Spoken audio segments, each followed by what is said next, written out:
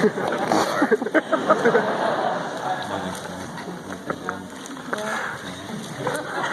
I think we're missing a page, sorry.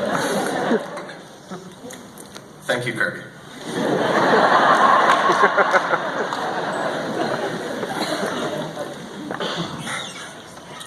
A few months ago, I asked a friend what his biggest regret in life was. If there was one thing he could go back and change or do over, what would it be? He looked me in the face and said, "I don't really have any regrets." I had a tough time believing it. I mean, we're brought up living our lives in terms of right and wrong, good deeds and bad, black and white. But the world isn't black and white. So much of it is a gray area, and we forget that. We spend so much time looking back, thinking about our mistakes.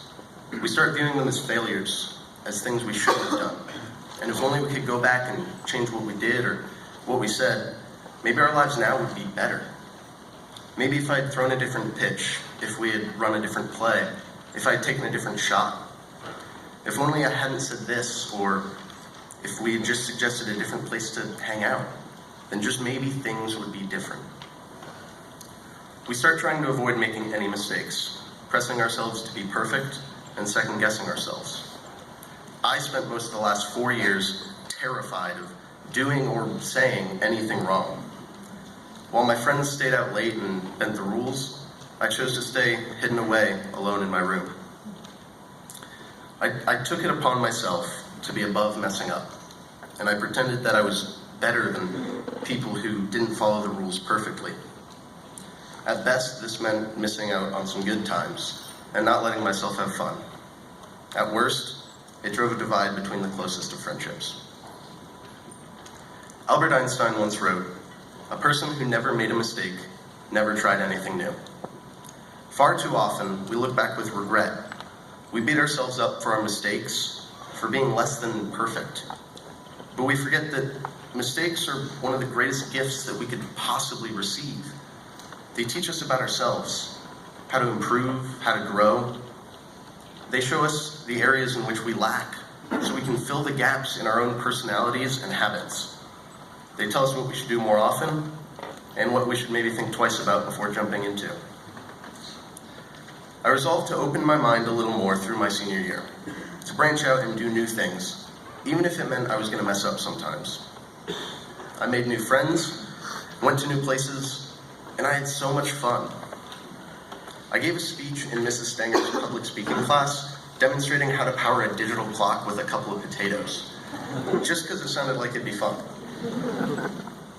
I spent an entire evening blowing off homework just to go to a steel drum concert with some friends, because how often do you get the chance to attend a steel drum concert? Of course, I'm not saying you should do whatever you want, regardless of the consequences. If your best friend yells "run" when the cops roll up, even though you weren't doing anything wrong, you should probably consider your options before taking off. I learned that lesson the hard way.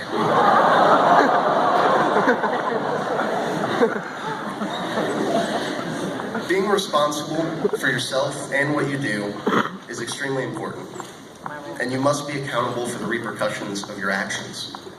However, maybe we can give ourselves a break once in a while. Let ourselves enjoy life instead of worrying about it so much. If we mess up along the way, we'll know it's not because there's something wrong with us, but because we are all imperfect. And the only way to keep improving ourselves is to learn from our mistakes. So I leave you with this.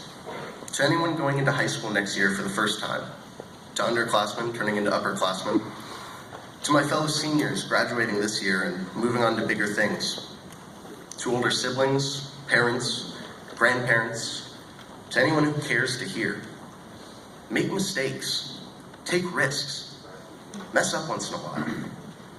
I promise the only regret you will have is holding yourself back rather than letting yourself have fun. Thank you very much.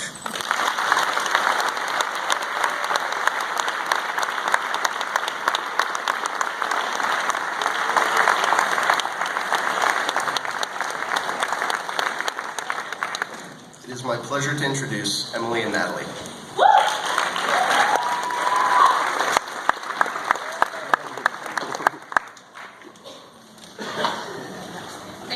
Thatcher